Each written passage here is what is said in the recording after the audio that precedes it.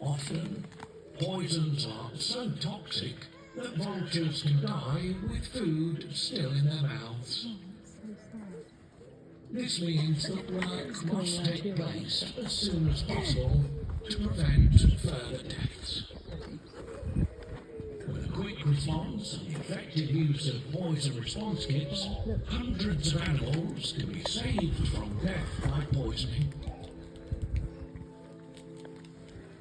Where some raptors are sadly struggling to survive in an ever-changing and challenging world, other feathered predators may thrive due to natural disasters.